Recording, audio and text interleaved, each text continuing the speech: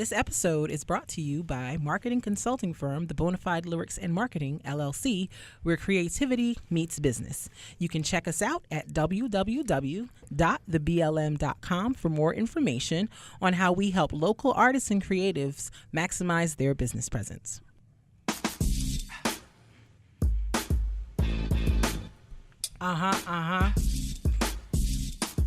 Yeah, boy. Yeah. It's the All Love, No Fear podcast. Hey. It's the All Love, No Fear podcast. Hey. Check us out. It's the All Love, Oh, No Fear podcast. All Love, Oh, No Fear podcast. Hey, everybody. Happy Tuesday to our listeners. Welcome to episode 2 of the All Love, No Fear podcast. Episode 2. He's always doing a lot. That's just who he is. So it's me, Kristen, Kaybee. I'm here. Ready to do some potting with... The Mark, Metapoetic Bennett. The Mark. Okay, why are we the Mark today? I don't know. I just felt like the was an appropriate way to start it. Okay. All right. That's fine. You know, you're feeling yourself. I'm feeling myself. Word. I'm feeling myself. Feeling myself. We're going to get to Beyonce later on in the pod. Yes, but that is on the docket. It is on the docket. Correct. Along with Queen Robin Rihanna Fenty, as I said before, card carrying member of the Navy. We're going to get into all of it because they both released amazing projects this week. So, what do we have on the docket today, sir? So we're going to start today with the Love It or Lose It. And the Love It or Lose It for today is current hip-hop artists. And when I say current, I'm not going to go too broad with everybody. I'll just say out of the top 4 that most people, in terms of popularity. So the top 4, I guess, in popularity I'll put in would be Drake, J. Cole, Kendrick, and then Big Sean. Okay, that's the Is that a valid top 4? trash top 4. It is a top 4. It's a trash top 4. It's stressing me out. But those are Okay, all right. those are the people that people talk about the most. Okay. It is not my top 4. It is the top 4. Right. The top 4 of the young up and coming artists that people have a lot of respect for, both young and old. Those 4 would be an accurate accounting of people. Correct. And so the question is, who would you? We'll lose first. We'll lose first. So who would you say I'm good with? And it's with them and all of their discography and everything they've contributed. So not just them, but them and all the discography. Which one can you lose, and which one can you love? You're like, all right, this person should always stay. I gotta go first. Yeah. Okay. Yeah. So you said Drake, Kendrick, J. Cole, Big Sean. Yes. Hard choice here. Really, really hard choice here. But I'm gonna have to lose Drake, I think. Okay. And I say Drake because I feel like early Drake was lit. Like Drake before he got a deal, mixtape Drake, lit.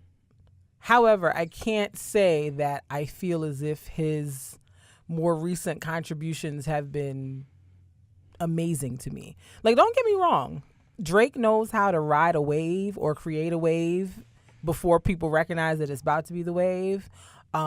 Drake is guaranteed money. You put Drake on something, it's gonna sell like box office gold. That's Drake.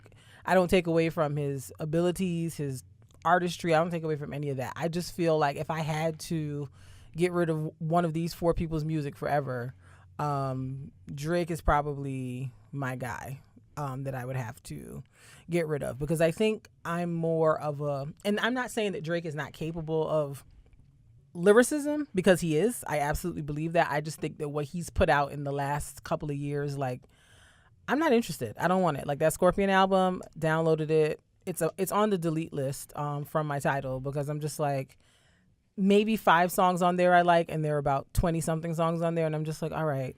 And then like I just don't like his bodies of work as albums. I just don't enjoy them as a full listening experience. Like they're skippable to me.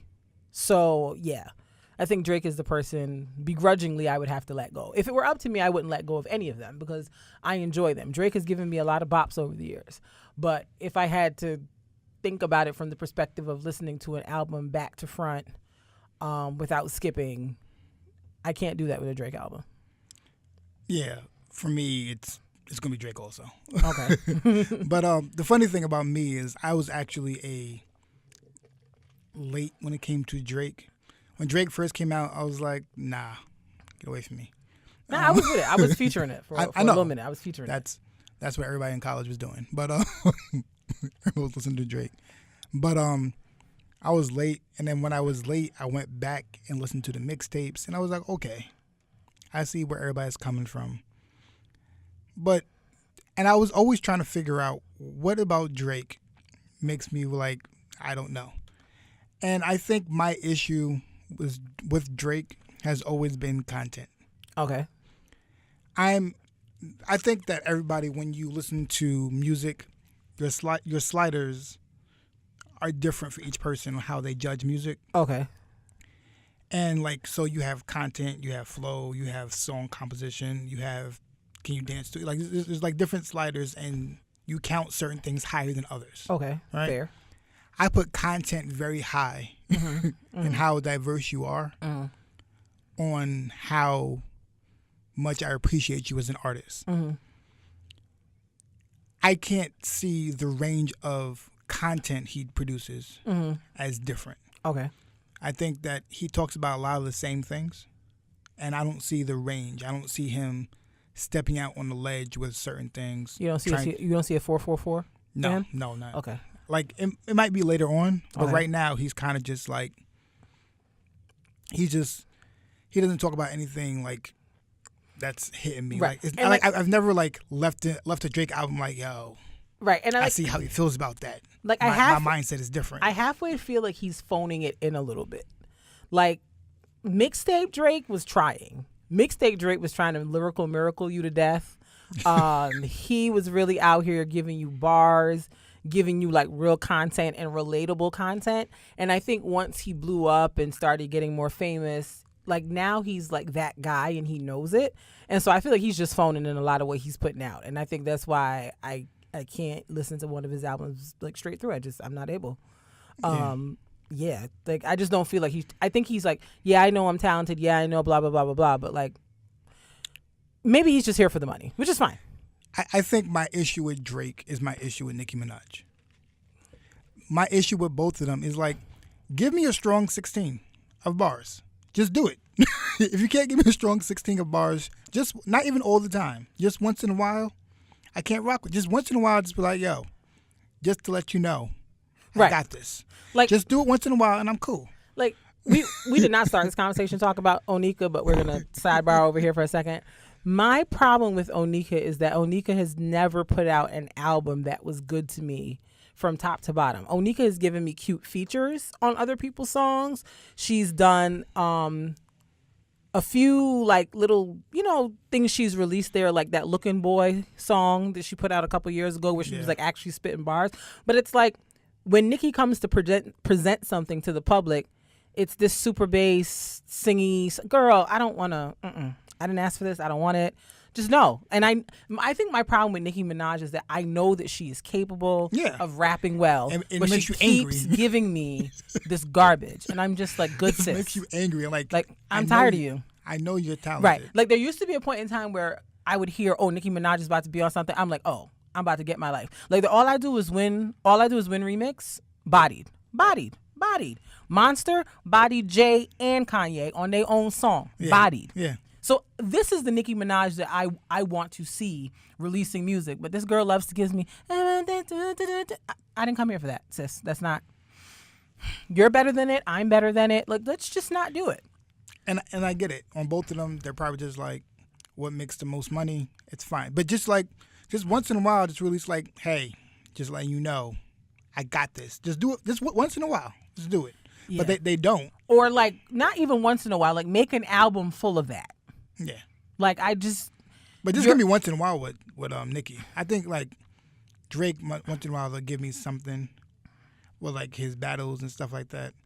But still, I'm still worried about him with content. But like Nicki, just give me like once in a while, just like yo, I'm gonna take this beat right here. I'm gonna rap over it. I'm just give it to y'all, and that's it. Right. I'm just like, girl, I don't have time for the theatrics and the girl. Just I need you to rap. Like that's what you're good at. Just rap. Just rap. Just rap. Because I remember, like, she keeps trying to make singing a thing. And I'm like, sis, like, I get that you went to performing arts high school and all that's fine. But that's not what we're here for. We've got the other girls for singing. We need you for the rapping. Let's just do that, okay? So, who do we love and would keep forever? Of the 3 contestants left, my personal preference is Jermaine Lamar Cole. Because he's that guy. The man, does everything.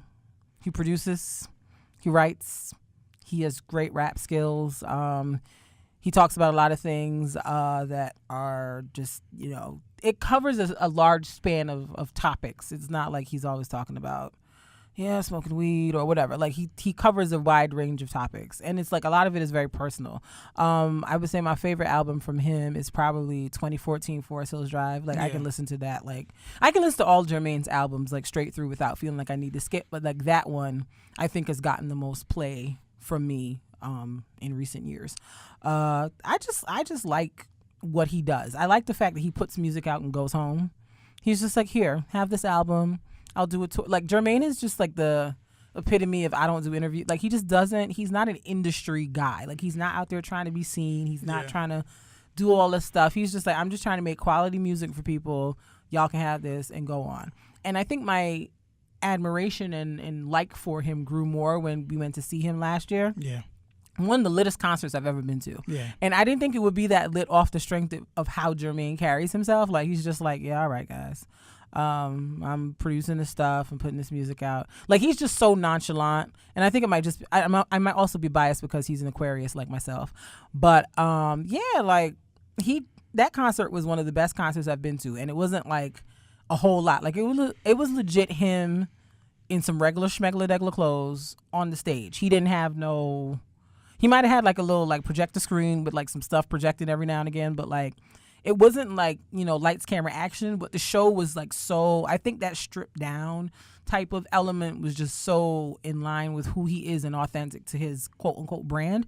And so, yeah, I enjoy Jermaine. He's my fave. So, yeah, that's who I keep. Yeah, I'll just give a round of applause for Jermaine, for J. Cole. That concert that he had before was fantastic. Mm-hmm. But my love it is going to be Sir Lamar. Sir Kendrick Lamar. Sir Lamar. That's fine. Kendrick it's funny Lamar. that their both middle name is Lamar. Lamar was real popular back then, I guess. Yeah. So they should make an album called Lamar, like how Dave East and Styles P called Blessed was fly. But anyway, the point I'm making is, I think Lamar, if you're talking about all his work, I think Good Kid, Mad City, To Pimp a Butterfly, and Damn, I can rock with those albums all the time. Those 3 albums I can rock with. Like all the J. Cole albums out there, Born Sinner, KOD, I can rock with all of them. They're good too, but like I think with those, if I put those 3 against 3 of J. Cole, I would still take Kendrick for me. Okay. Number 1, I feel like all 3 albums are different albums, and it's a different range of albums, and even like I enjoy the way he Good Kid, Mad City. I enjoy like his aggression, how he spit, but still talked about positive things. I've always enjoyed that. To Pimp a Butterfly, like spoke to the poet in me. Gotcha. Okay. How that spoke, like, and everything like that, and how he moved everything around. Damn, I enjoy how that was composed. I enjoy like how it was laid out. There's a lot of things like I enjoy him musically I enjoy him more as a song maker, and put together as a lyricist, and like I enjoy that combination that he has. I do want to just give honorable mention to Big Sean. because we didn't mention him. Yeah, yeah. But Big Sean is fantastic. Like Big Sean has a lot of great albums. I just wish he would just stop with the bad albums. Right. It's like he gives us like good album, bad album, good album, bad album. I'm like Sean. Yeah, like he's not consistent enough is the only reason why like a lot of times he's not in the conversation with the other three. Right. Because he's like he doesn't have enough consistency with in terms of quality work music. Yeah. For people to be like, oh, okay, I think he's lit. But like that, what's that last album he put out? But not the last one, but the Metro one Boomin before. or the one before that? Oh my gosh, the one before that. The good one. The good one, yes, the good one. Yes. I don't know what it's called. I think I Decided. That's the name of the album. Decided, yes. Like bumps, like the whole thing. Like I love it was fantastic. Everything on that. It was good. It was good. I think that's what kind of made me solidify as like you know what, I like him, because I feel like before that I was kind of like he don't seem consistent, so I was really indifferent towards him. But listening to I Decided, I was like, well, you know what, he might be all right. Yeah. And and then he put out an album after that, and I was like, Sean. But like people like Big Sean, Wale, like they're they're good. It's just I need that. Like Wale's issue is like his personality. He complains too much. His nobody likes a complainer. No one likes a complainer. Like I appreciate how he drags Tommy Lauren on the internet. He called that lady everything but Tommy, and I live for it. It gives me life. However, like I just need you to stop crying, Wale. Like just stop. Like he's talented. Just be excited. Just be talented. Right. Like stop comparing yourself to your other friends who are more talented. There are reasons for that. Not more talented. They're not. He is very talented. I don't think it's more or less talented. I think that he just who are getting more shine. Fine. Okay. I think he just the way he carries himself will always ruin himself. Right. It's like, and that's why I say about like we talk about Nicki in terms of how she carries herself is not like a superstar. Right. The Joe Budden podcast has talked about that a lot. Yeah. Like the fact that Nicki Minaj was really out here legit going back and forth with Cardi B, who was like just started. In comparison to her, like a newbie. Like I can't imagine like if Lil' Kim was still out here in these streets like super active and was like Nicki Minaj level of famous, that she would have been entertaining a Cardi B. Lil' Kim would have been like, who's that? What's that? I wish her the best. But to be like out here going back and forth with this girl and doing all of this, like that's like a Jay-Z going back and forth with like Lil Uzi Vert. Like what are you doing? What is he talking to him doing? Unless he's offering him business advice, I don't know what. Why are they going back and forth? Going back and forth for what? For what? For what? Foolishness. So yeah, I agree with you about Big Sean. I think Big Sean if Big Sean continues to put out good albums, I think he'll eventually crawl up like rap aficionados lists. But you know, he got to kind of put out some consistency. The wild thing is the 2088 album was better than that Metro Boomin album. I was just like, him and Janae was out here rocking. Like I actually was like, this is kind of cute. Like I like it.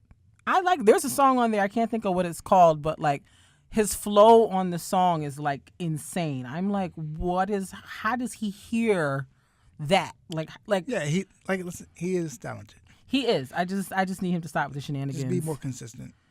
Yeah. With good albums. Yes, with good albums. And we're also never getting another 2088 album because him and Janae broke up, but whatever. Maybe they'll get back together. Maybe it's not about me. Maybe they can just figure it out. Yeah. Well, on to the next. All right. You want to get right into the topic, or we want to go to something else? Whatever you want to do. Yeah, we can go to the topic. Okay. Want to start? So today's topic. Last week we talked about roles in marriage and all that jazz. So this topic I kind of wanted to like reel it back a little bit, to a more fundamental thing. And our topic for today is marriage necessary? Is it? Yeah. I was thinking that as we address this conversation, there's of course there's two parts to it in my opinion. Okay. One part is if you are religious, there's a certain answer for that. Yes. But even with that answer, something needs to be addressed. Mm-hmm. And then if you're not religious, there's still another answer to it. Mm-hmm. So, you You want to start? Or you want me to start? Take it away. All right. So, for instance, if you are religious, I believe most religions, they believe that marriage should happen before God, right? Basically, you're trying to make a promise to God and to your family that you will stay committed in a relationship. Mm-hmm. The laws, the law part, the taxes part, that's just a other part of it, but it's mostly I'm making a commitment to God in front of others for marriage and everything. And however that looks. Like, honestly, if you've never signed a marriage certificate, but you made a promise before God with officiating it that way, I feel like that still qualifies. Interesting.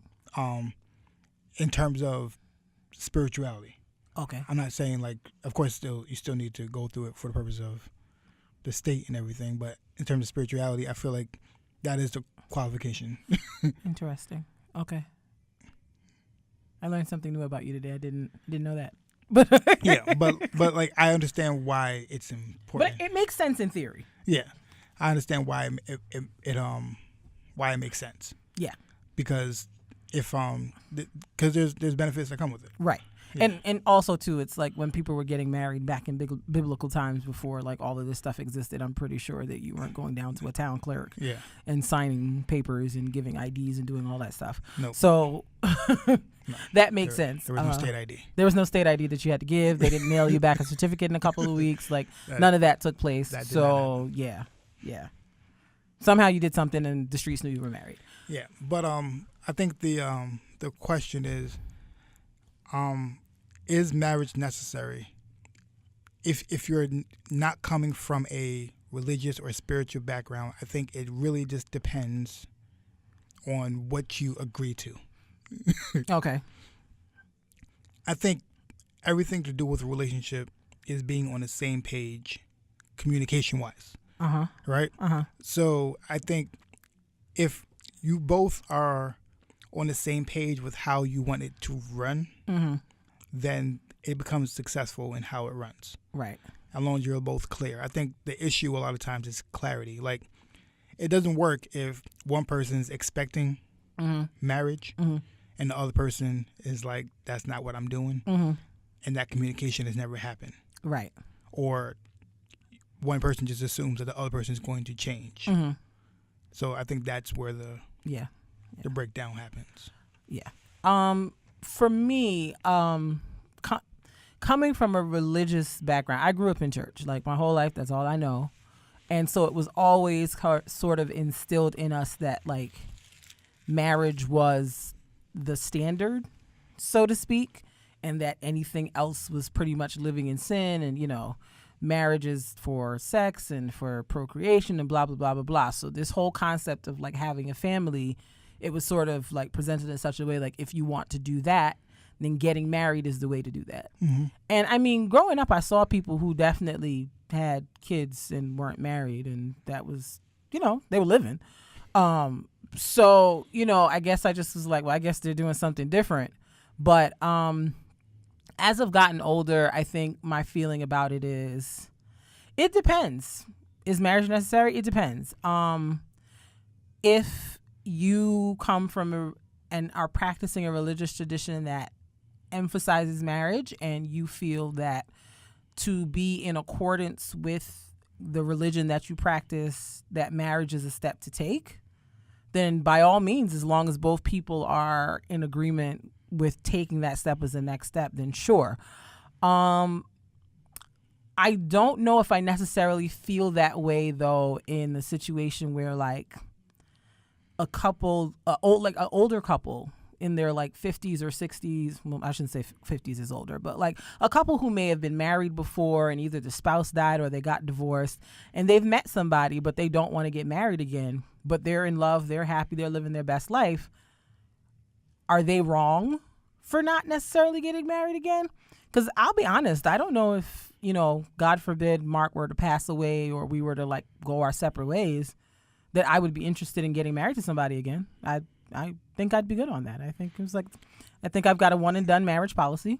And after that, like, we can date, but like the concept of me like getting close enough to another person again to build that relationship to I'm not doing all of that again. I don't have interest. I'm sorry.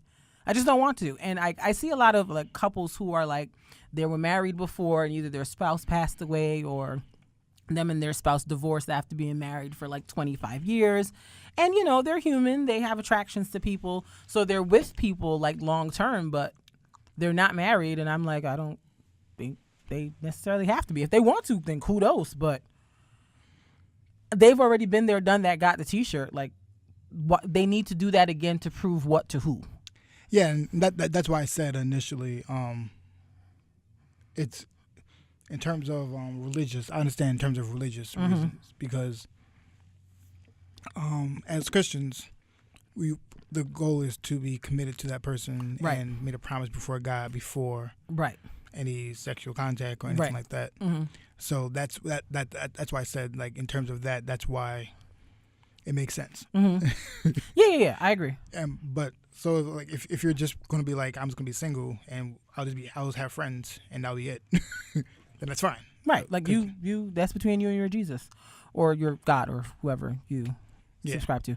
I do feel like it's necessary though when it comes to like the legal ramifications of things.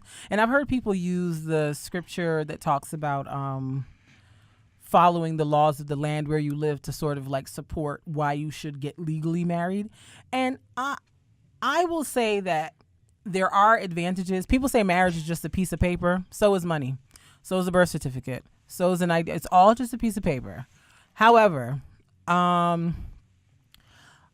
what I do know is that there are definitely legal advantages to being married. You know, when Eric Garner tragically passed away at the hands of NYPD a couple of years ago, rest in peace, his family sued the city and was awarded a settlement.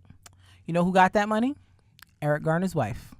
You know how long they hadn't been together, but were still on paper married? Like 10 years. He was with a whole nother woman at the time of his death. He lived with her. They were together. They were a whole relationship.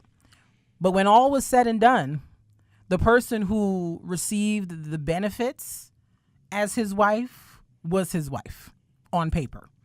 I've heard of it happening in other situations with regular people where the people went their separate ways but never signed papers to officially divorce.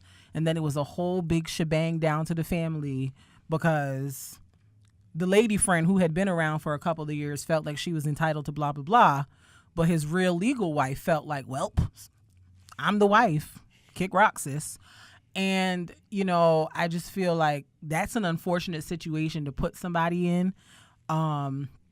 So, I mean, if y'all are, again, like Mark said, if everybody is cool with not being married, that's fine. But like, just understand that there are reasons why it's advantageous to be married. Like in terms of even like, you know, having access to your partner in the event that something happens to them and they're in the hospital and they're incapacitated.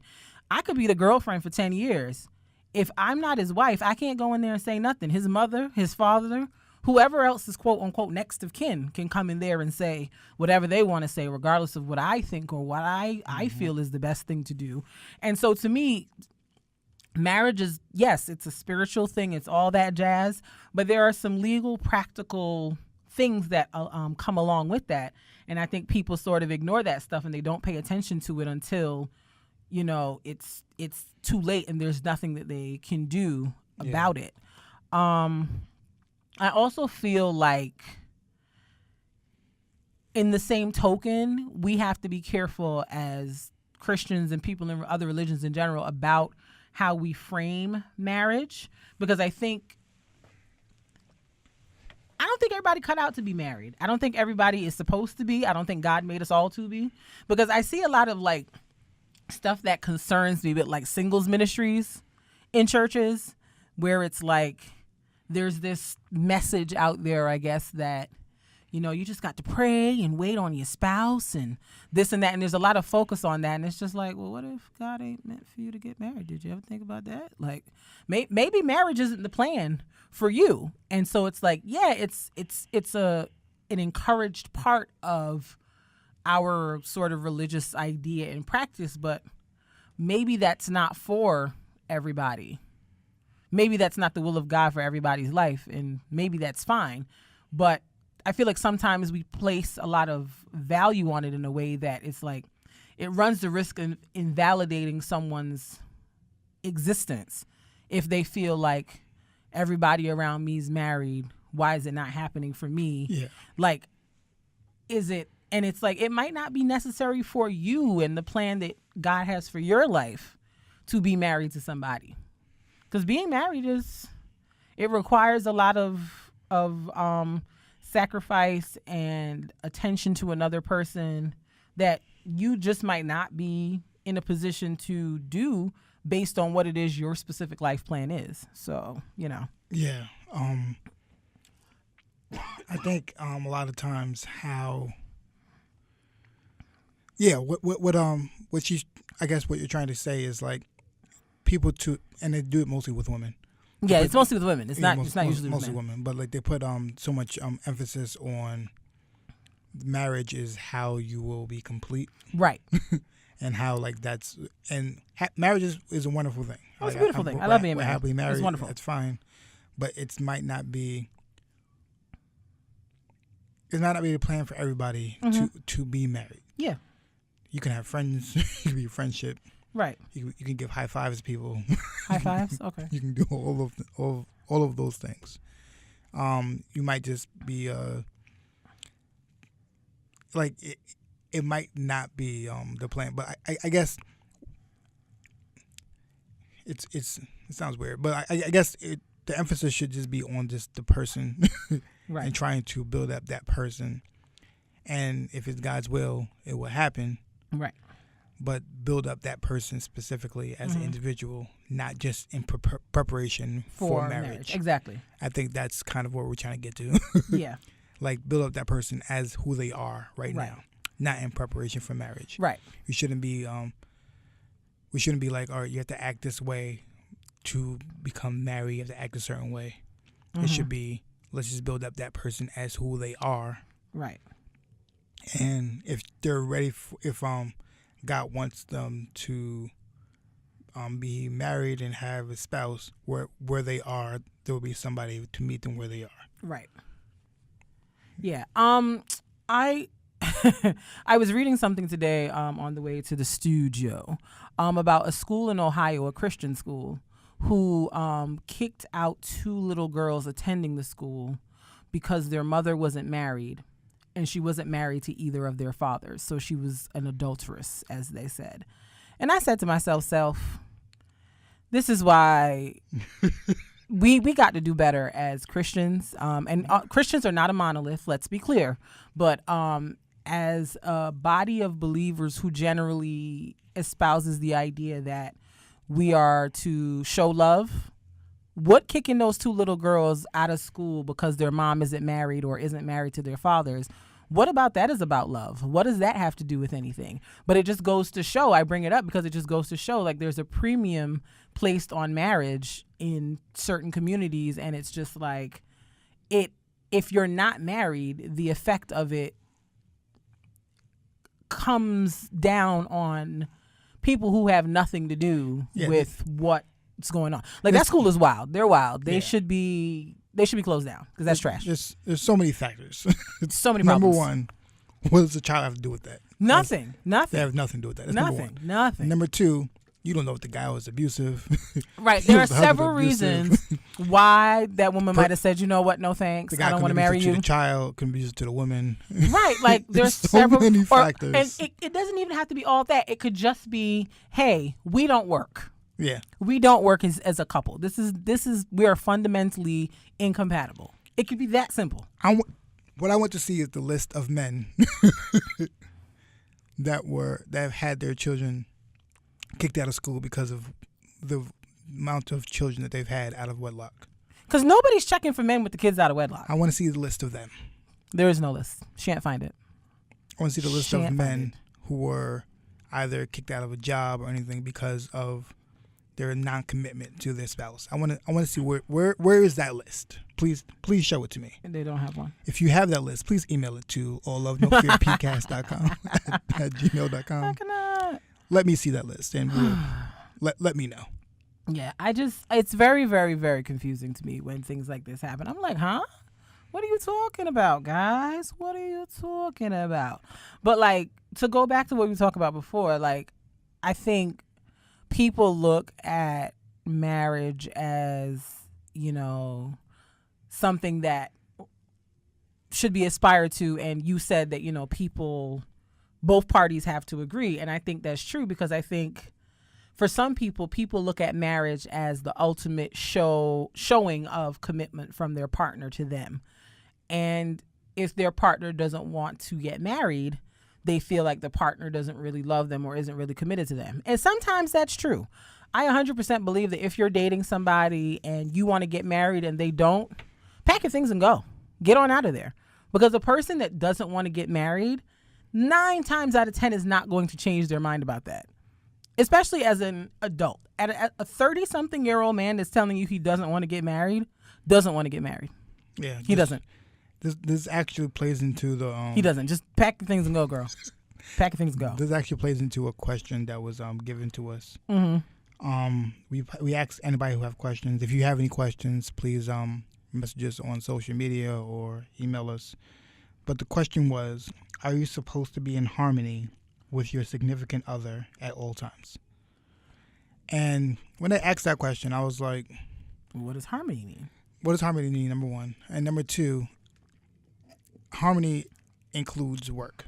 Mm-hmm. Agreed. Includes work, time, and spending time with your spouse for time. So the goal should be harmony. I guess I'll say that. Right.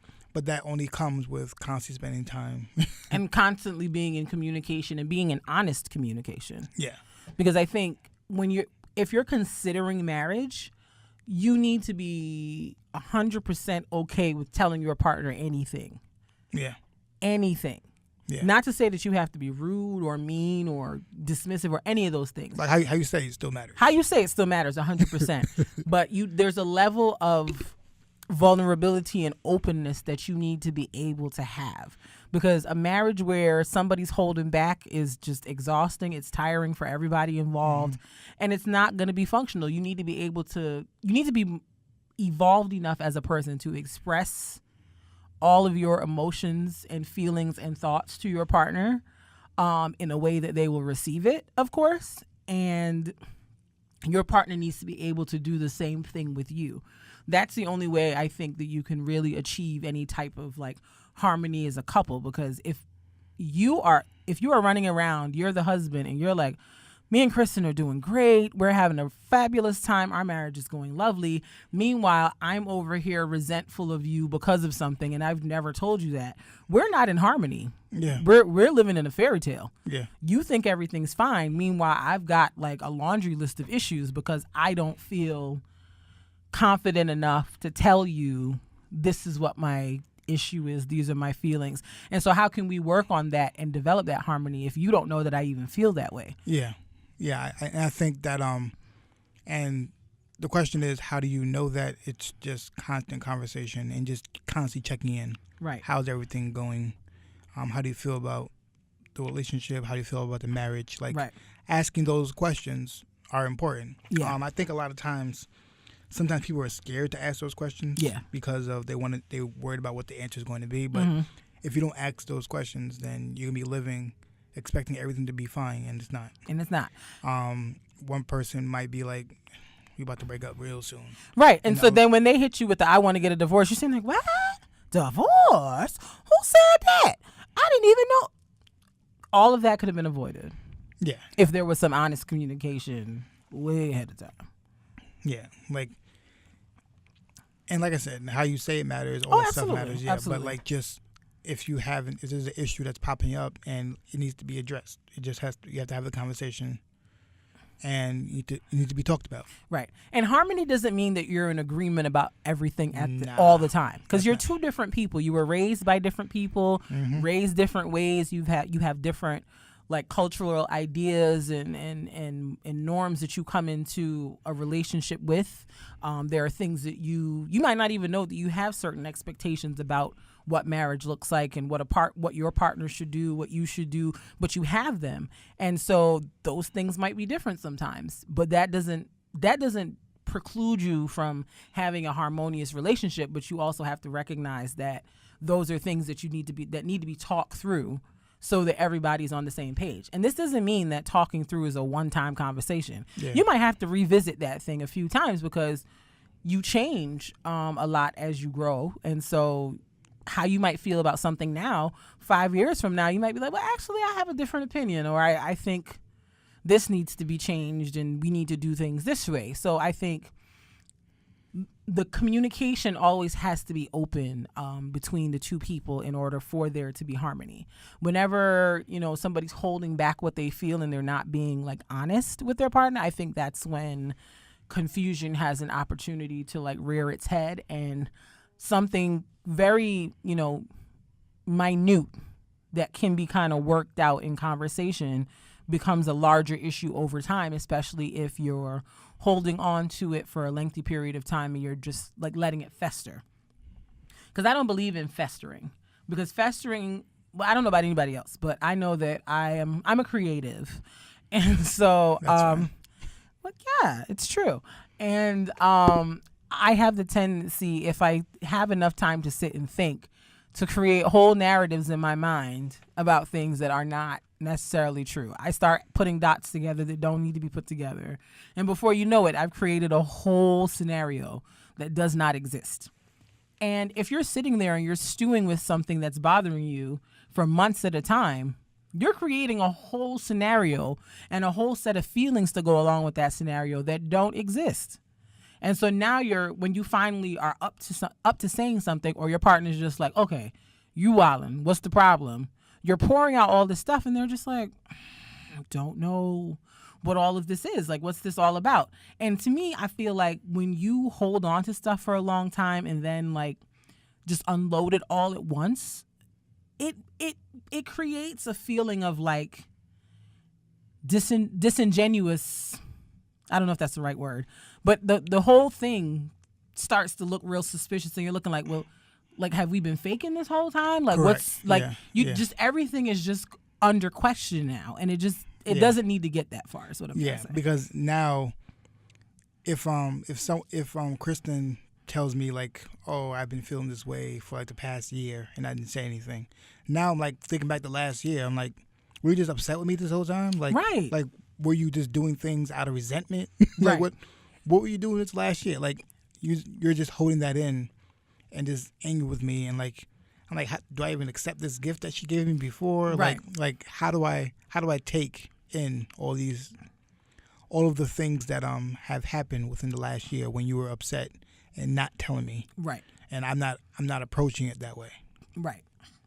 Yeah. So I just feel like when it comes to like anything, any type of relationship, not just a marriage, but like any relationship, work, friends, whatever, honest, open, respectful communication is the key to harmony being established and maintained. And like I said before, it's something that you have to constantly work at maintaining, because like I said, we grow, we change, we evolve. And so what might be cool this year, 2020 might not be cool then.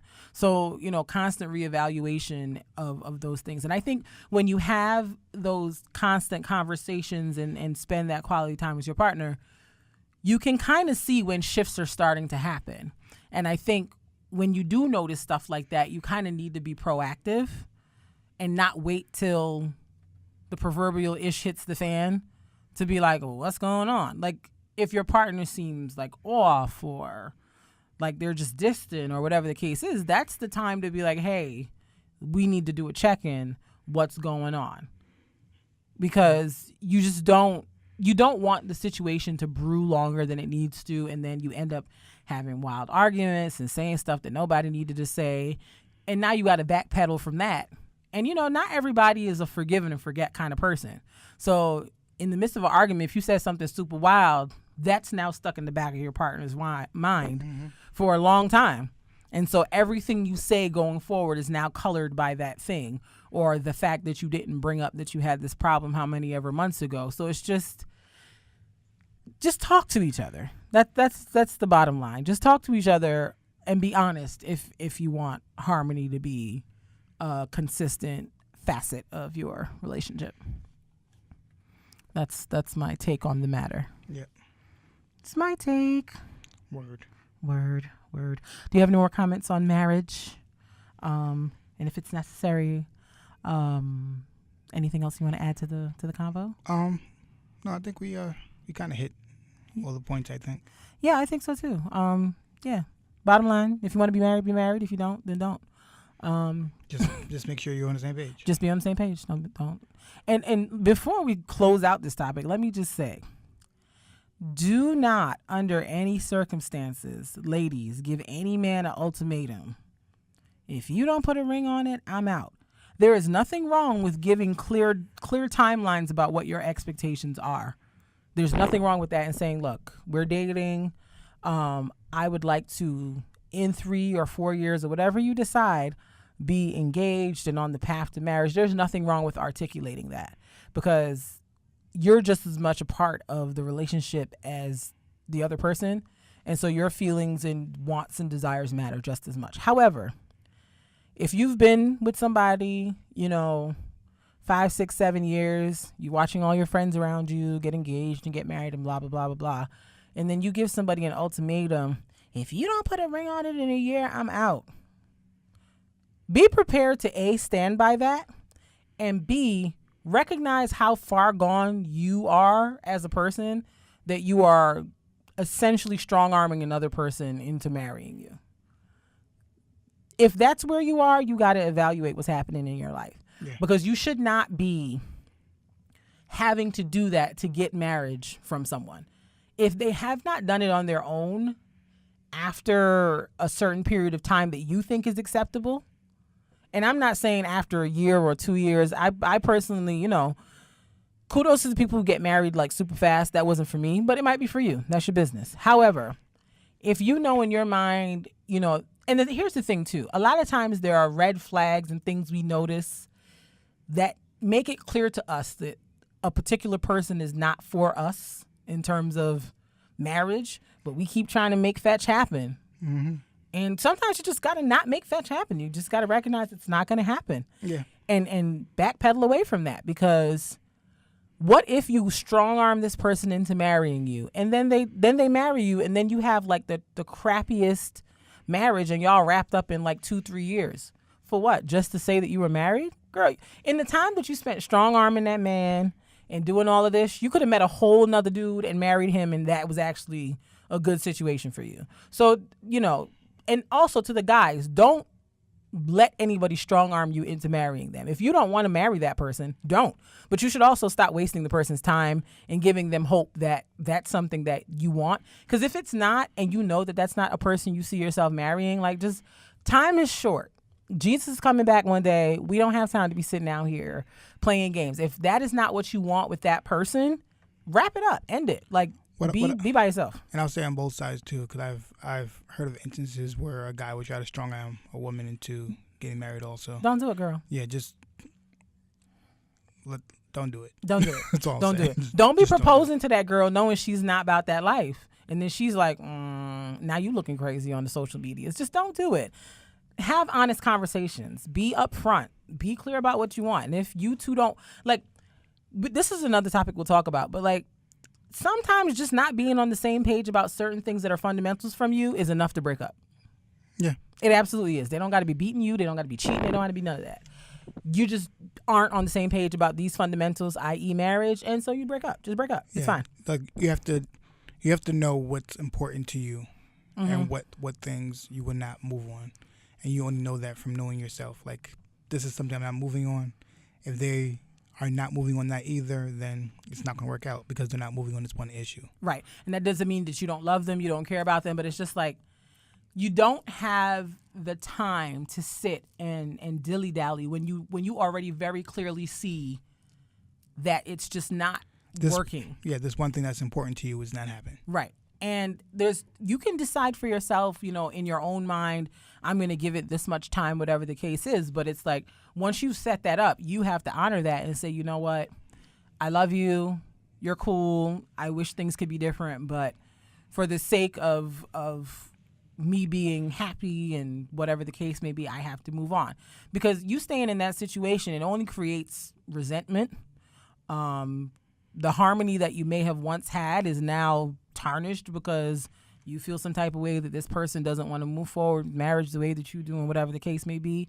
And, I think we all run the risk of holding on to something for too long. And then because we're not moving when we're supposed to, it goes down in flames, and that's that on that. Y'all can't ever be friends or nothing. Word. So just don't do that. Just put on your big girl panties and your big boy drawers and just make some adult decisions. Yep. Figure it out. Figure it out. All right. Let's keep it moving. Keep it moving. Keep it moving. Keep it moving. Hey, all right. Hey, keep it moving. Hey. Next, do you want to go into your Beyonce? Yeah. So, as you all know, the good sis Beyonce, Giselle Knowles-Carter, performed at Coachella in 2018, did 2 weekends. It was a homecoming themed situation. So she had the marching band and the girls that dance, whose names like the Majorettes. And she had, the stepping and the this and the that. It was very HBCU, real jazzy. Little did we know that she was working with Netflix to put out a documentary that chronicled her making this Coachella appearance and what her motivations were, et cetera, et cetera. So I watched the documentary, all 2 hours and 17 minutes of it on Netflix.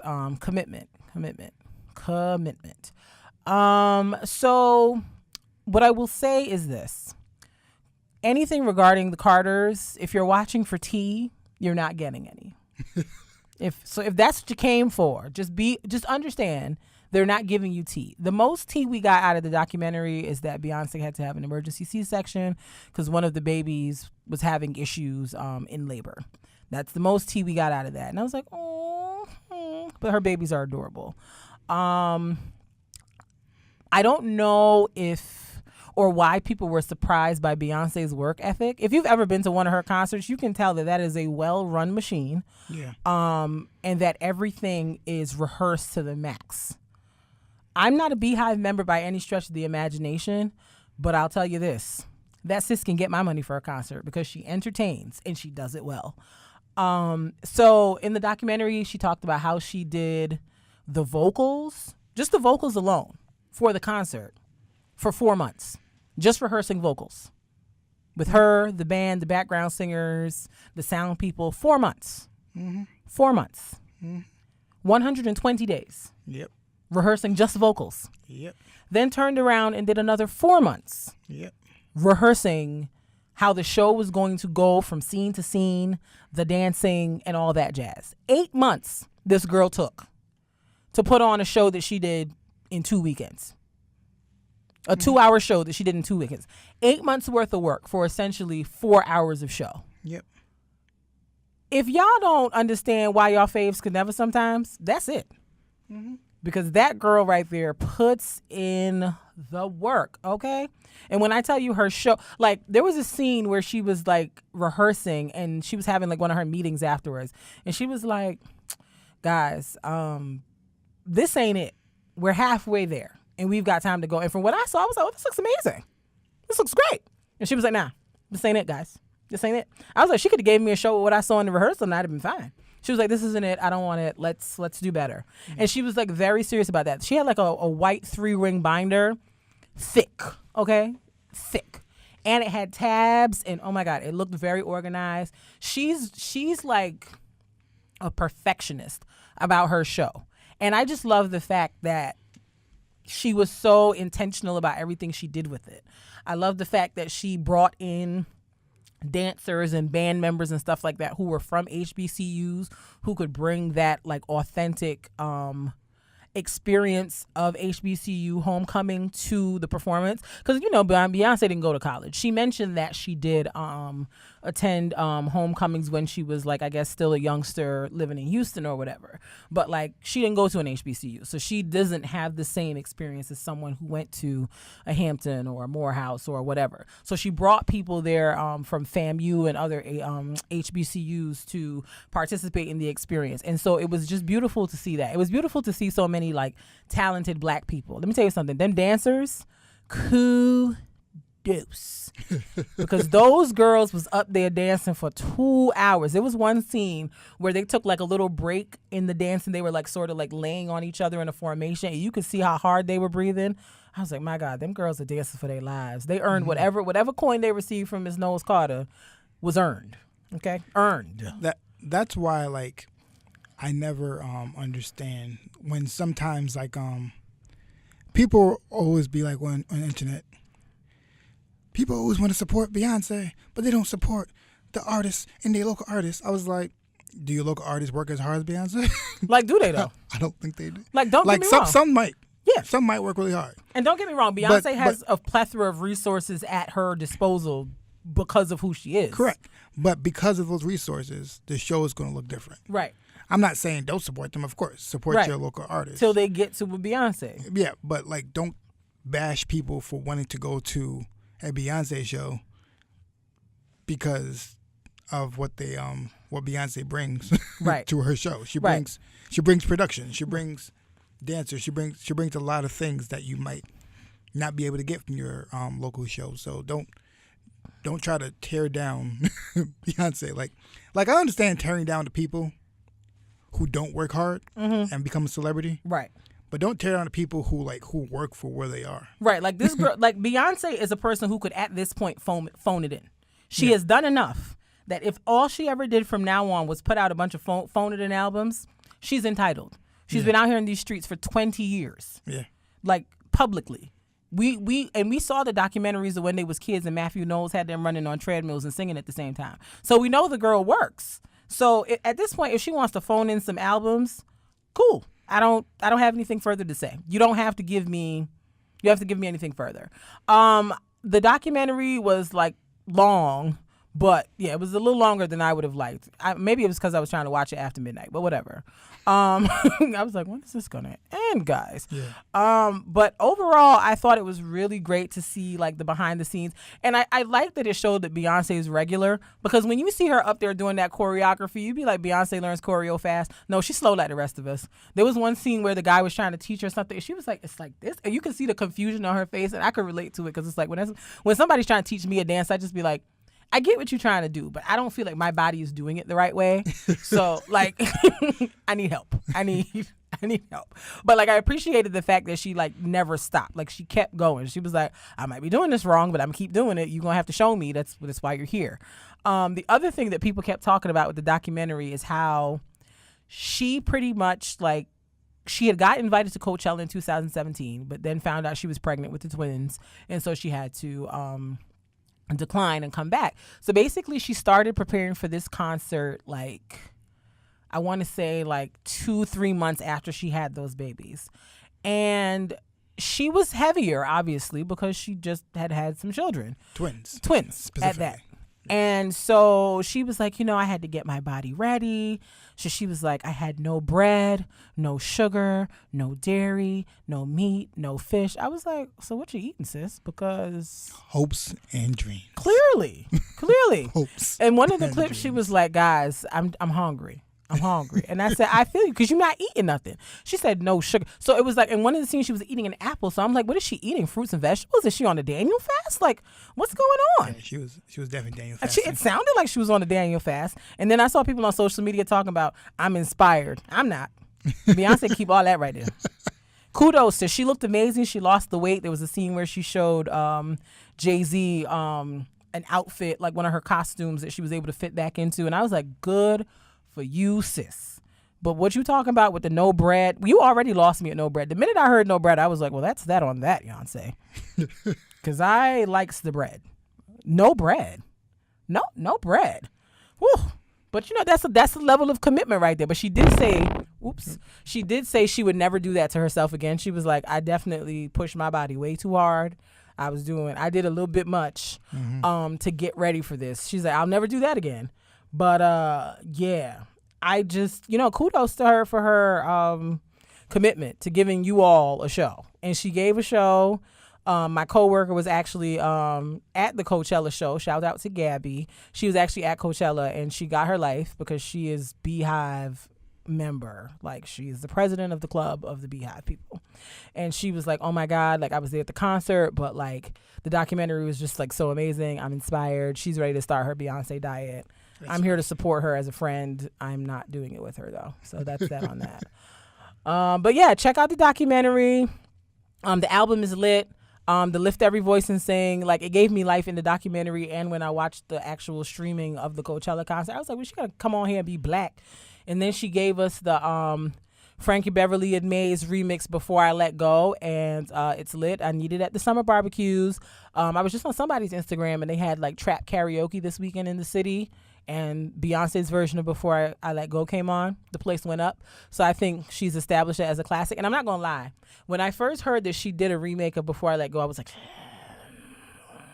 because we know last time somebody did a remake of one of our black classics, speaking to you, Taylor Swift, when she redid That September, we was like, girl, we didn't ask for this. You can actually leave this alone. Let's pretend it never happened. But I still feel like a way that she did it. I'm moving past it though. But Beyonce did give me a good bit of life with the Before I Let Go. It's a bop. Yeah. I'm with it. I need it to be remixed into the original Frankie Beverly. Oh my God. Wouldn't it be nice if like Frankie Beverly and Maze did like one of those jazz festivals and they brought Beyonce down and did the like remix version? Oh my God. I would die. Die. But yeah. Like, and I think that Beyonce has been like getting away from like the whole pop yeah, she really has. And everything. Mm-hmm. So very intentionally. Because like I understand like when you said you were nervous at first because you remember like for a while Beyonce was on a pop thing, and you were like, I don't want a pop version of. Yeah, I'm not here for that. I didn't want that. But like she recently and like within like the last few years, she's been getting kind of away from the whole pop. She's like, I'm black. So and I'm black and I'm black and I'm black, y'all. That's not what she said. She didn't say that. It was implied. Okay. I read between the lines. That's cool. But yeah, like I think that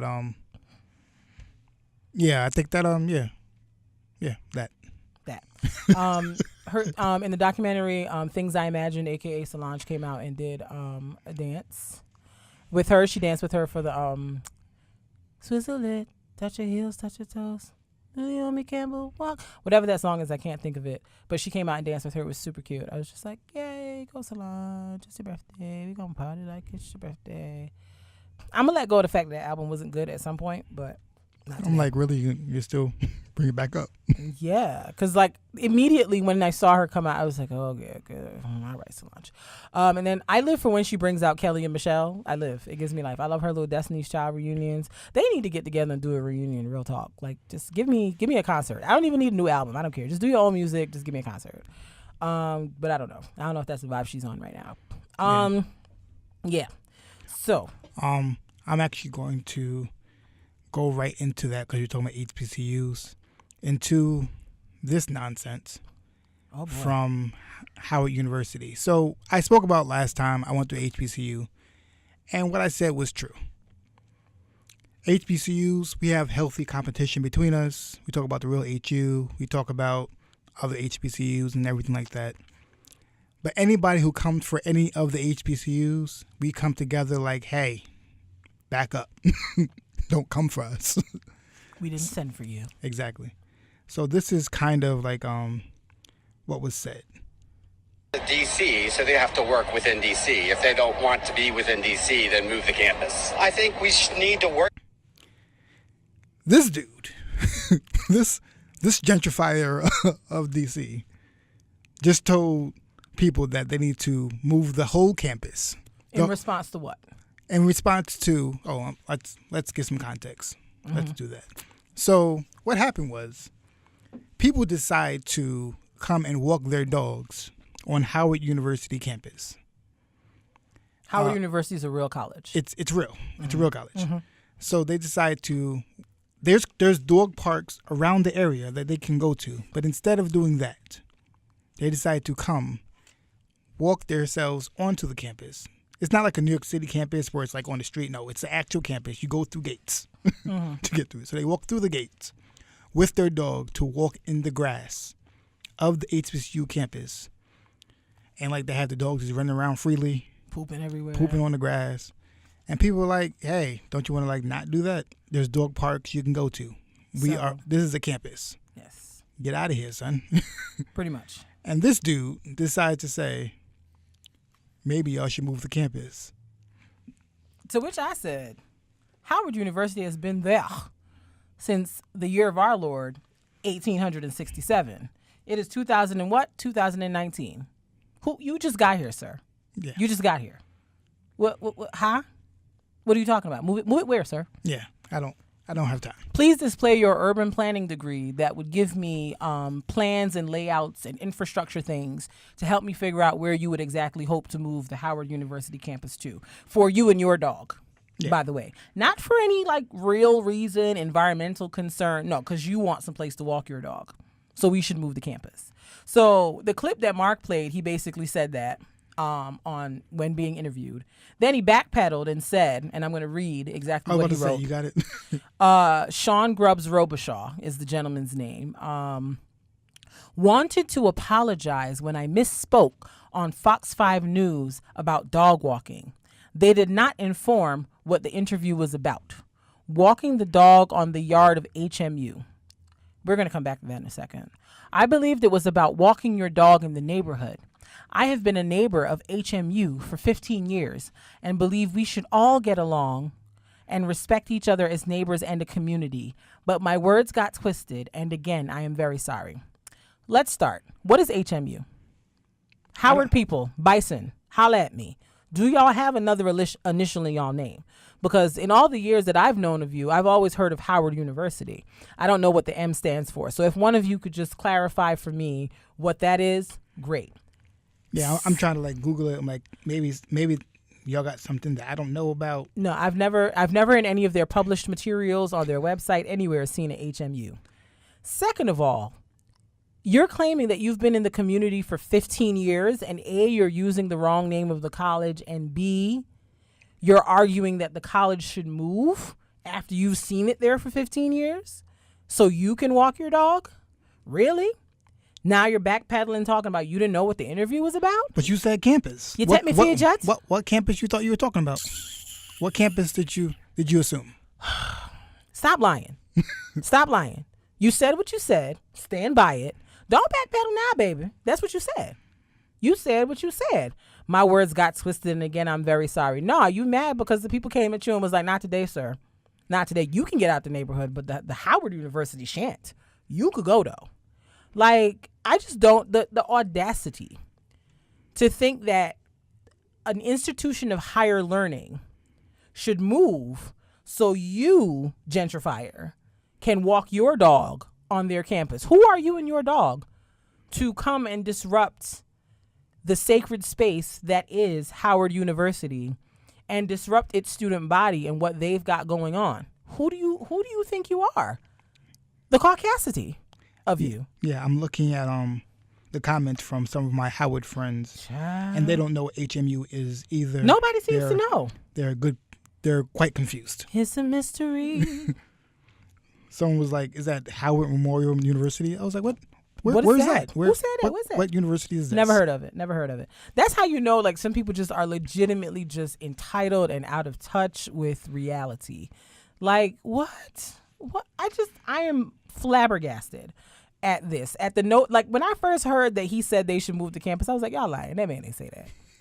But then I heard the recording and I was like, oh, he sure did say that. That is, in fact, what he said.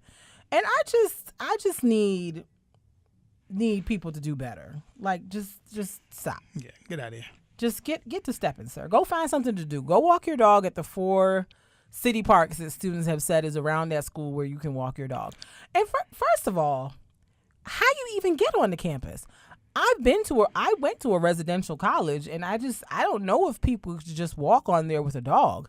Like, when I read this story, I was like, thinking back to my college experience. I didn't go to HBCU, but I'm like, it's a campus with like dorms and like a student center and stuff. And I'm just like, I don't remember ever seeing dogs on campus. Yeah, people don't just walk their dogs on campus. People don't just do that. Like, that's students aren't allowed to have dogs. So I'm just like, I was really trying to think, like, in the time that I was at that school, did I ever see a dog? Like, maybe during homecoming where like somebody's family brought like the whole family and brought the family dog. But I'm like, that is trash. But I also understand that makes more sense than like just a random person walking off the street. I went to Hofstra. Like, to imagine that some random is just going to walk off a Hempstead Turnpike with their dog is like nuts to me. Like, do you feel as if like, oh, this is a big yawn, this is a big lawn. Let me just come and bring my dog over. No, it's not yours. Like, why do you feel like you can just walk onto a campus of a college you don't even go to for no valid reason than to walk your dog? Like, I don't know if it's because I'm black that I just think differently about being in spaces that I'm supposed to or not supposed to be in. But, like, it has never occurred to me to walk onto a college campus that I have no business being at for anything. Because it's creepy. Because it's weird. It's like, a creepy thing to do. I live like maybe 15 minutes from the college I graduated from. And you know when I go there? When I have a reason to. It is creepy to just walk on campus with other college students and just like, be there. Especially as a grown man. Right, like I am a whole adult. I don't work at that college. What am I doing there? Like I work for a system of colleges, and I don't just be going to different ones just for the fun of it. If I go, it's because I have a reason to be there. So just the concept that you feel like you can walk onto a whole institution's physical space to walk your dog and get mad when somebody's like, "Hey, sir, can't really do that here," and suggest that they move is just mind-boggling. I don't even understand. I don't even know where to begin. But you, sir, are wildin'. Yeah. And I hope they continue to roast you till the end of time. Yep. Because you're trash. You've got some damn nerve. Word. What we got next on the docket? Next on the docket. So Rihanna, the good sis Robin Rihanna Fenty, my Bajan sister, she and Donald Glover put out a little short movie on Amazon Prime called Guava Island. It's really, really cute. It's such a like nice story. It's well told. It's easy to follow. The visuals are amazing. Like it's so colorful. I'm sure there's some African spirituality stuff in there that I'm not quite. No, like I don't know anything about it, but like I've seen people like dressed like that before, and I know that they have certain practices and stuff like that. So I see that there are elements of that because they filmed it in Cuba, but it's like so cute, so beautiful. Donald Glover and Rihanna they do a great job like acting. Because I don't know, I've seeing Rihanna in movies like I she's done a few, but like not like a whole lot, or at least not one where she was like the main person. But like I think she did a great job acting. Like she looked beautiful. She's flawless. She was giving us no makeup the whole time, but she's a baddie, so we all know how that goes. Donald Glover definitely, he likes to dance around the stage and be active. I don't know why Donald isn't interested in wearing shirts. That is, he has not worn a shirt for 2 years. He spent the majority of that movie with his chest visible to me. Like he has not worn a shirt for 2 years. I don't think there was any point. I'm convinced. And the movie is like only like it's like 54 minutes maybe, and I don't think for any of those 54 minutes Donald had a shirt on. Yeah, like that was closed. I'm pretty convinced that he has not worn a shirt in a long time. Or pants that were long. So it was just a lot of Donald's like body exposed to me, and I'm just like I don't know. He did a lot of dancing. He kind of reenacted. Sorry if this is a spoiler. He reenacted This Is America in one of the scenes, and he did the whole routine and whatnot. And in This Is America video, he wasn't wearing a shirt, so pretty much it's just like him with an open shirt, and it's just like a lot of movement. I thought the movie was really cute. My one gripe with movies that portray islanders is when none of the islanders' accents are the same. Rihanna's from Barbados, so her Bajan accent was there.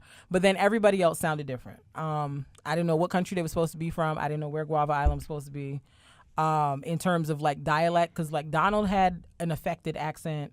The guy who, oh my goodness, he was in Game of Thrones, like in like season 3 when Daenerys went to that city looking for the city that was supposed to be rich. I can't think of what it's called, but the black guy that was in Game of Thrones, if you watch it, the big bald black guy, he was a character in there, but I don't know what accent he was supposed to have. So it was a little distracting to me as an islander, because I hate when they do like stuff like that, and the accents are all over the place. It distracts me a lot. Yeah, but there's a very distinct difference between Bajan, Jamaican, Trinidadian, very Guyanese. Distinct. Yeah, all that.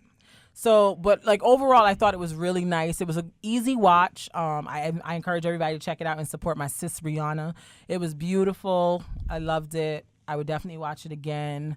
I don't want to spoil it too much, but it's like just really, it's very much a musical, but not like in a To Justin with Kelly. If you watch American Idol season 1, you know that was a trash musical. It's not trash like that. It's actually like really good and like visually just gorgeous. Like all the shots, like it's just beautiful. I love everything about it. Check it out. Support the good sis, Robin Rihanna Fenty.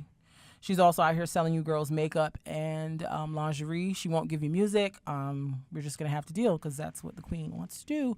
So check that out. Speaking of music, Misdemeanor Elliott, also known as Missy Elliott, is releasing some music according to the internet, and I'm can't wait. I'm ready. Can't wait. Because Misdemeanor got hits, okay? She got hits. She got vibes. She got vibes. She got hits. What was that last song she put out? Better? Like, y'all was sleeping on that song, but that is a vibe. It's a whole vibe. She writes songs for the purpose of dancing. Right. Specifically for dancing. Right. Like, you might like the song, but if you're a dancer, you really like the song. Oh, yeah. Her songs are definitely dance. And if you're, like, into, what's that thing called? Animating? My dancer people know what that means. Missy Elliott songs are good for that. Animating is basically like what Lay's Twins do. If people don't know what I mean when I say that, like basically the way they dance and do all the isolations and stuff like that, that's animating. So Missy Elliott is good for music that'll get you to that. I'm wondering if they gave a date about when she's supposed to be releasing this album. But I'm ready. Whenever she's ready to drop it, my Tidal subscription is paid up. I am ready to download and get my life. Let's go. I'm is ready. I'm trying to see if she said when she was going to release it. She didn't say. But she's great. She was the first woman rapper to be inducted into the Songwriters Hall of Fame earlier this year. So I am just excited to see what she does. She gave me life when she came out with Katy Perry at the Super Bowl a couple of years ago. Like, I remember watching that Super Bowl. This was pre-NFL boycott, by the way. And she came out, and I literally was in the house, and I screamed, like, out loud. I was like, I'm sure I scared the people. But, like, Katy Perry and Missy Elliott don't go together to me at all. So when I heard, dun, dun, dun, dun, dun, I said, no. Ain't no way. And then I saw Missy Elliott come out the stage, and I lost it. And I got my life for, like, the 5-minute performance that she gave. And so I've been, like, anxiously awaiting an album from her ever since. And now she's telling me she's putting it out. So I am thrilled. Word. I can't wait. I'm going to get my life, and I'm probably going to come back here and talk about it later. Next on the agenda, before I let Mark jump into this, I just want you all to know that my husband is a stan for Sean Jay-Z Carter, huge stan. Didn't know that he was such a stan until I went to the Beyonce concert, the Formation tour 2-3 years ago. I guess it was 3 years ago. It was 2016. And this is when Drunken Love was like out. And Jay-Z came out to do his part for Drunken Love. And I look to my right, and my husband knows the whole part for Drunken Love that Jay-Z's rapping. I don't think I've ever been in the room where you have listened to that song where I've listened to it at the same time. So I was truly confused. I was like, how does he know if I do say so myself, going hard? I was just like, oh, well, all right, I guess that's you. You're really feeling that. Okay. So, yeah, if you've ever ridden in a car with him before and he puts on a Jay-Z album, he about to rap all the songs, the A-sides and the B-sides. So, yeah, so Jay-Z is putting out a project. Tell us more, Mark. Yeah, coming out with an concert to reopen Webster Hall, which Webster had Hall, closed down last year for renovations or something. Yeah, B-sides concert. I'm all about the B-sides, which are all still hits. Right. Like, what are B-sides? Define for the folks who might not know. B-sides are the non-singles. Mm-hmm. The non-singles that they usually put out. So they usually have a bunch of singles, and then B-sides are the non-singles. The issue is Jay-Z's non-singles are still jams, are still hits. Right. Like he probably goes down to like C, D sides to the ones that most fans might not know, but you probably know a lot of the B sides. Like we spoke about before, but we listen to the Joe Budden podcast a lot, and like they were having a conversation about the B sides from like the Black album, and everybody was like, "Is the Laura B sides?" And everybody was like, "I don't think so, because that's a jam," but somehow I think it is because it was not a single. And it was like a lot of songs that weren't singles, but like a lot of people still know them. So I guess they're B sides. Yeah. Like I'm looking on Tidal right now, and there's a Jay-Z B-sides playlist, and I'm looking at some of these songs. I'm like, these are B-sides? Yeah, that's what I'm saying. That's what I'm saying. Like Reservoir Dogs is a B-side allegedly. Yeah. Friend or Foe is a B-side. What else is on here? Where is it? I just was screaming. No Hook is a B-side. American Dreamin' is a B-side. All these songs I jam to. Right. All the songs I jam to. I'm like, this is a B-side? Yes. All right, guys. Girls Part 2 is a B-side. I'm like, okay. Because his B-sides are still jam at all concerts. Right. He can have a B-sides concert that is hyper than most A-side concerts. Right. And we went to his 444 concert, and he did do a compilation of like his A-sides and his B-sides, and they all went up. All of them. Like that was a very lit concert, I have to say. Like they were mentioning that public service announcement is a B-side. I was like, all right, now we're just That's not a B-side. Stop it, guys. We're just throwing everything out. Stop it now. That's not a B-side. These I can are see the how ones. it would be because it's an interlude. Right. But that you can't intro with your B-side. You don't intro your concert with a B-side. That's not how it works. Yeah. Is it really a B-side if that's the opener to the concert? If everybody knows that song? And everybody knows it? People who don't even know Jay-Z know that song? Yeah, so that's of course the B-sides tickets are already sold out for the Webster Hall. So I guess we'll just have to find out from the internets like what the set list was and figure out what he had on there as a B-side. So what I need y'all to do is to let your friends know about this podcast, so we can get some clout. So at the next concert, you can be like, hey, what up, someone from Rock Nation? Get us some tickets. Tickets, please. Please, we sir. want some tickets. May we have some tickets, sir? So tell your friends. Tell your please. friends. Tell them we need tickets. We want Rock Nation tickets, please. Please, sir. Please. Please. So yeah, I can't wait to see what the reviews are about that and what's on the set list and how people feel. And if he's doing one in another like close by city, I'm willing to take the trip. Yeah, like I think that I always say this: Jay-Z is a underrated lyricist. I know people will say he's overrated an artist. I don't think he's overrated an artist, but I think he's an underrated lyricist and an underrated humanitarian. Yeah. I think he does. His lyrics are phenomenal to me. For many years, like I would hear an album the first time, and I was like, okay, it's all right. Then if I really like deep into it, I'm like, oh shoot, this Bars. album, it's fly.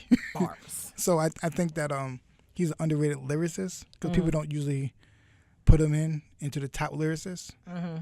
And I think he's an underrated humanitarian because he does a lot for a lot of people. And people keep trying to throw dirt on his name, but he does mad enough for mad people all the time. Yes, as I said, Mark is a stan. Don't talk crazy about Jay-Z. To him, he's not having any of it. You can catch these hands. These holy hands. Yes. Holy hands. Yes. So speaking of like music, since that's kind of like the vibe we've been on for a little bit, this week's music spotlight, it's going to be an artist by the name of Major. He's an R&B / soul singer. Some of you might know him from the song This Is Why I Love You. It came out, I believe, in 2016, late 2016, early 2017, I want to say. It came out. We actually got to hear him sing live. Mark's younger cousin got married that year, and her husband knows him. Her now husband knows him. Year, right? No, what year is this? This is 2018. It was 2017, the wedding.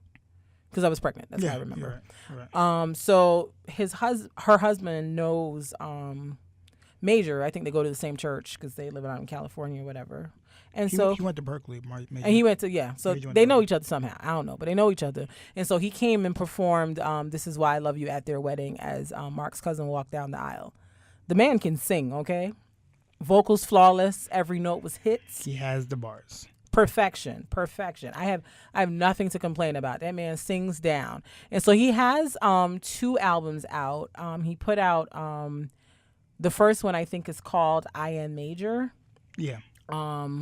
And it's got "This Is Why I Love You" on there. It's got like a couple of other bops. I'm trying to pull up the track listing right now so I can see the whole thing. The I Am Major came out. That was an EP though. That was an EP. That wasn't the full major. The album actually comes out in 2018, but that was an EP. I Am Major.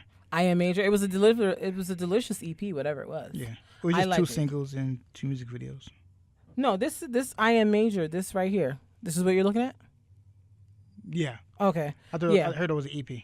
Oh, I considered it an album, but he's got some really nice songs on there. Serendipity with Jade Nova. If you don't know who Jade Nova is, she's like she has a YouTube channel. Like she impersonates Beyonce a lot. She does Beyonce's like speaking voice like down pat, but her singing voice is actually amazing. Like I love to hear her sing. So he has a song on there called Serendipity with her. He has a song on the album with Molly Music, who we've mentioned before and who we'll probably talk about again, called Hit the Road. It's a whole vibe. Like, the whole album is really a vibe. I can play the whole thing front to back. He even has a song on there with Kevin McCall. He's a woman beater, but that's neither here nor there. Actually, it's not an EP. It's too long. Okay. It might just be a mixtape then. Because Yeah. they said his debut album came out last year. That's what I'm making that statement. Last year. That's what I'm saying. Which is what, even more? Yeah. Okay. That's what I said. It might just be his mixtape because they're saying his debut album came out. That's confusing because I thought the other one was his debut album, but whatever. It doesn't matter. Point is, he put out. It's still fly. He puts out great projects. He put out Honest. That was the other song he had out recently. Now he also has Love Me Ole with him and Kaz. That's also a pretty good one. And Mark was bumping Streetlights earlier today. He just has really good like soulful music, and I think he grew up in church, so there's like a little bit of that like mindset, like mindset and sound in his music. So yeah, sound, but he also like speaks about different church things. Yeah. In his music also. Yeah, like he's great. Well, faith, not church things. Faith. Yeah, he's really really awesome, and if you see him like. I think there was he performed at like a Soul Train Awards or something like that. A couple years back, and like Patti LaBelle was standing hard for him, and you know he's just like he seems like a really good, just down to earth, normal individual who just happens to put out really great music. He's very vocally gifted. He can run the scales. He can hit notes that I'm just like, kudos, sir, kudos. And I'm a soprano, and he be hitting notes. I'd be like, I don't even know where to search to find what you just did. I can't get my vocal cords to do what you just did, but. You know, kudos. He's amazing. I haven't heard a song from him yet that I don't like, and he gives a great performance. Like I've seen videos of him performing places and stuff like that. And it looks like he gives a great performance. He's really into music, and not just like vocal, but into like the instruments and stuff like that too. So, if you're looking for some new music to listen to this week, something that's vocal beastie, but, still also chill and giving you like a nice kind of rock vibe to get through the day, your train ride, the work week, whatever it is. Check out Major. Yeah. That's his real first name also. I looked him up like, oh, he has like another name. No. His actual name is Major. That's the name his mama named him. He's amazing. I would definitely recommend checking him out if you're looking for some new like R&B, soul, love, good feeling kind of music. Word. The last thing we want to do is do our T-tips. Yes, T-tips. So once again, we are the co-owners of the Bonafide Lyrics and Marketing LLC. It is a marketing consulting agency where we try to help creatives understand business. And every episode, we're going to now introduce T-tips, which are tips that we try to post every Tuesday and Thursday. I talk about one of the previous ones and try to elaborate a little bit on them. The T tips that we're going to talk about this time is called Don't Complain, Update Your Marketing. It says, don't forget how to be a customer after you become a business owner. Remember, getting business is a numbers game. If you feel you are not getting enough support, don't complain. Expand your audience. It is time to extend your reach outward. The building grind doesn't stop. It just changes. The reason why I this status makes sense because a lot of times you have people complaining online saying, people don't support me and everything. If you're not getting the support you need to just update your marketing. That's all it is. Why do you buy things? Think about that. Why do you purchase things? Do you just purchase things just because it's there? Or do you purchase things for a reason? There's a reason behind it. Whether it's the feeling you get when you buy something, the connection you have to the person who is selling it, what kind of message is being shown in the product, how can it help you in your daily life? What is the value on the product? Like, these are the things you have to think about. They always say, like, I've seen things where saying like black people don't support black businesses, and I don't like that statement because I'm a black person who supports black businesses. There are black people who support black businesses. And I don't understand why you're trying to complain yourself into profits. Complain yourself into profits? My God. Complaining about how people don't support you is not how you get support. I'm not going to give you money.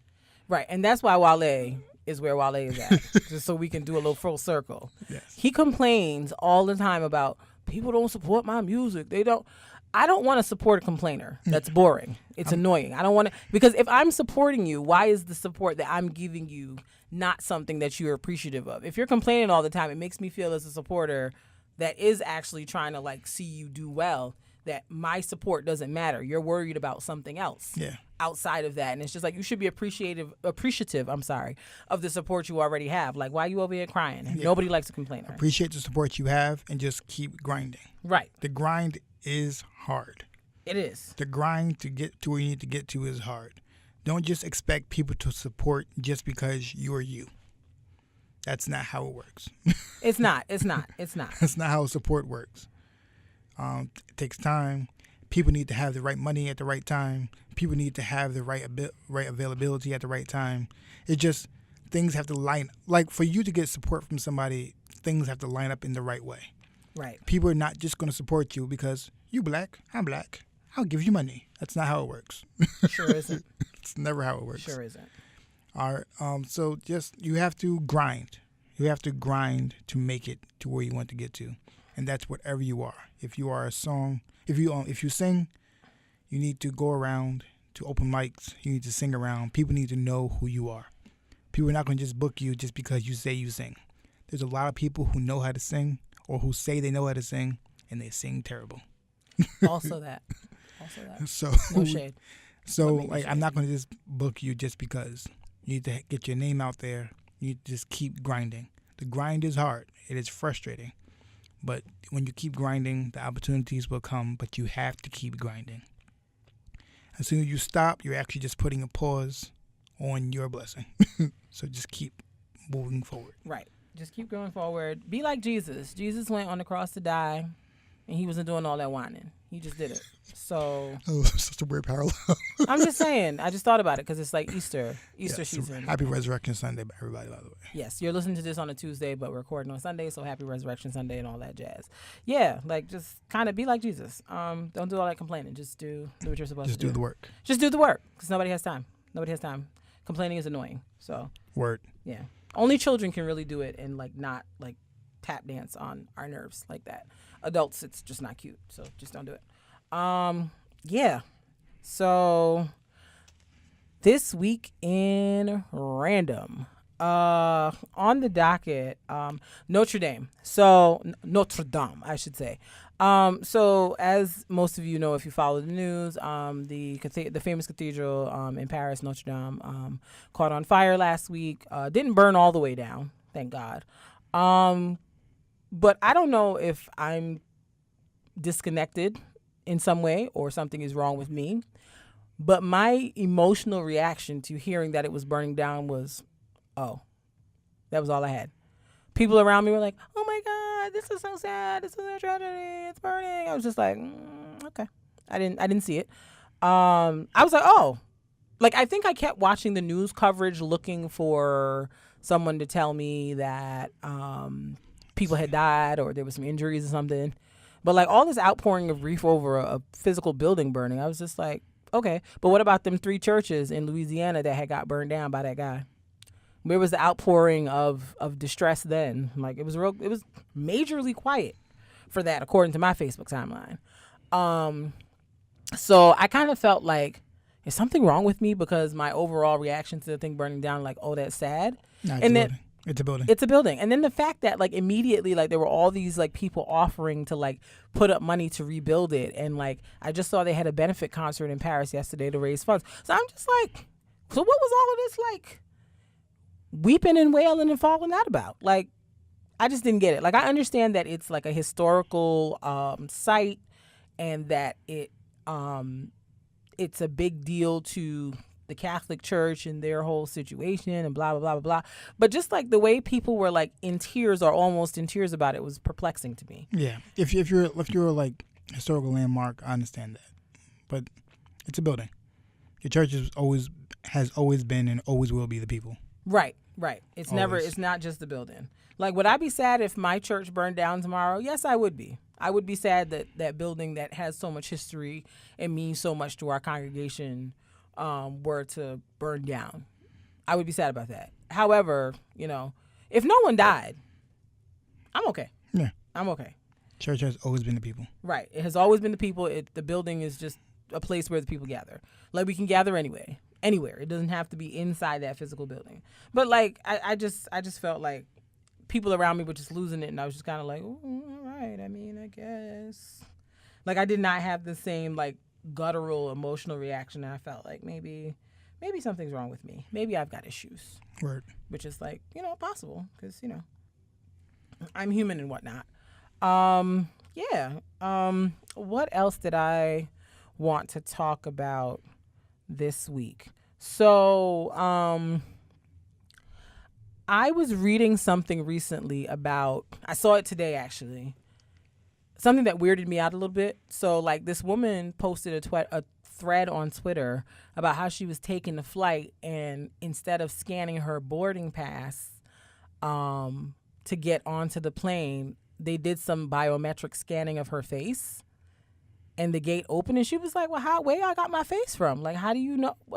And that makes me a little bit nervous. I'm like, whoa, what's going on here? Because I'm taking this class online about like technology and how ethical some of the technology that exists is. And it's scary. But it's like, when you think about all, like, we've been like slowly delving into this facial recognition stuff for a long time with like the phones and all that stuff. So, I mean, and we have our faces on our ID and on our passport and stuff like that. So it's really not that hard to generate a database of people's faces, but it still freaks me out just a tiny, tiny, tiny bit. Another thing I saw this week that made me laugh. I saw a meme on the internet, and it said something like, let me see if I can find it. Let me see, where is it? It was something about waking up when you grow up in a Christian home and it's too quiet for 5 minutes and you're worried you missed the rapture. That made me laugh because I'm an adult and I feel that way when it gets too quiet and I can't. Like yesterday, I was getting ready to walk out of the house, and I'm pretty sure I saw Mark go outside the front door to the car. But I opened the door and I looked out to the car, and Mark was not in the car. I turned back around, looked around, did not see him. I was like, you need to simmer down. I was like, wait, where did Mark go? It's mad quiet right now. I was so scared. I was like, did the rapture happen? And Mark went and I didn't go. I would be very upset about this. I'm like, so Mark is gone. He's living his best life in the skies. I'm out here just like trying to figure out what to do. Now I got to figure out how to drive the car and get wherever I'm supposed to go. This is just too much. I got really scared. And then it turned out that Mark was sitting in the dark in the living room, just like watching me panic and gleefully laughing at me. But, it's fine. You looked at me like you weren't gleefully laughing at me. That's not what was happening? Oh, just a little bit. Just a little bit? Whatever. I did not like the feeling at all. But it's a real feeling because I don't know if any of you like grew up in church or ever went to church camp, but like if you ever saw those Left Behind movies, Scarred for Life, they should never show those things to children. They really shouldn't. Like I remember leaving that camp when I was a kid, like frightened. Like every time it got too quiet, I was like, the rapture then came. I got left behind. It's about to be crazy. And that's no way to live. It's no way to live. So I'm just not gonna be that girl anymore. What else do you have on your mind? Anything else you want to talk about? I think that's mostly it. Finally, guys, Game of Thrones came back last week. I hope you watched the first episode. It's lit. My goal in life is to be like Bran, waiting for people at the door. Because he was just out there like, hey friend, how you doing? And I lived for it. I can't wait to see episode 2. I am super, super excited. I think this week's episode is supposed to be like an 80-minute one or something like that. Either way, I'm prepared. I'm ready, willing, and able to get my whole life on Team Game of Thrones this week. I don't understand why they felt like they needed to only make it like 6 episodes this season. I just need them to be consistent about like their seasons because it's stressful. I don't know what to expect. I don't know what y'all giving me. Like just it's 6 episodes this season, 7 this one. Like just guys, come on. Give me something. But yeah, I am excited to see how this all ends. I am invested in the story. I used to be one of the people that was like, I don't watch Game of Thrones. I don't know what's going on with that. And then I went on maternity leave and spent some time watching it and was like, oh, this is cool. I like it. Yeah, I don't think I'm anti Game of Thrones. I think I just don't have time to watch it. I think my time is just bad. Like I would like to take time and do it, but I like hearing about it makes you realize there's a lot going on, and I have to take the time to do that. Like I can't just like watch it and do other things at the same time, in which I would have to do. Right. So when I have time to sit and really ingest it and take time to do that, then I will. It's just right now I don't have the time to do that. Yeah. Like last week's episode, Mark definitely sat next to me the whole time and was on his computer. He wasn't paying attention to anything that happened in the episode. If you were to be quizzed right now on the episode, you would have no answers for me because you don't know what happened. I don't know what happened. Exactly. But I do agree with you, though. Game of Thrones is one of those where you got to kind of like pay attention. Because I think I watched the first 3 seasons all in like 2 or 3 days.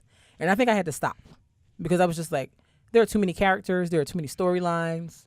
I'm also trying to keep a small human alive. I just could not give it the focus that I needed to give it. But I went back and watched some of the other episodes in anticipation of last week's premiere, and I am ready.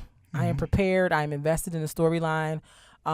If you've never watched it before and you want to watch it, I will say this.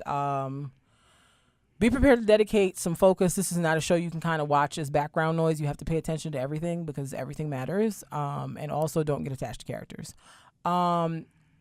Speaking of shows, because, I'm big on TV. What's her name? Being Mary Jane series finale is happening this week. I thought it happened last week and I was in a panic. I was like, oh my God, I missed it. I was stressed. But I have since discovered that it's actually coming on this week, so I won't miss it. So I'm actually very excited to see how that story ends because, like, Mary Jane is a hot mess. And then the way the last season ended, I was like, so y'all just going to leave us like that? Y'all going to cancel the show? We not going to get no wrap up? So, because they do that sometimes with the black shows because don't nobody know what happened with Moesha. Don't nobody know what happened with Girlfriend. Like, there was no real wrap up. They just was like, and the show's a dub. So, there's some shows that we still waiting for, like the music videos that the rappers put out, but to be continued, and they still ain't continued nothing. We don't know how that story ended. Like, I'm really mad about that. Like, I know we're supposed to be ending, but like, I just have to get this off my chest. The Rock Boys video, Jay-Z. I love that video. I love that song. The video ends with to be continued. Somebody got shot. It's been like 10 years. I don't know who got shot. I still want to know. You have to let that go. No, I want to know. It's so stressful for me because I don't know what happened, and they didn't continue it. There's a lot of videos from like the 2000s that was to be continued, and like nobody knows what happened. They never continued it. The storyline is unresolved, and I'm a little bit stressed out about it. But I'm glad that they're resolving the being Mary Jane storyline, so I can be at peace with that whole situation. Word. So yeah, that's basically all that we had on our docket for today. Thank you so much for listening. We hope you enjoyed this episode and that you share our podcast with your friends. Remember to follow us on social media, All Love No Fear PCast, All Love No Fear Podcast. We're on Spotify.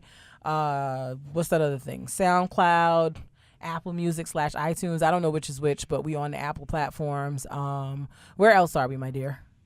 We are on Spotify, Apple, SoundCloud for now, Google Play Music. Yes, Google Play Music. And we're also on Instagram, Facebook page. And you can listen to it on our website. On our website, yeah. alllovenofearpcast.com. Yep. If you have any questions, any topics, anything you want us to discuss, if you want to say what up, how you all feel, you want to do any of that. Preferably not like that, but okay.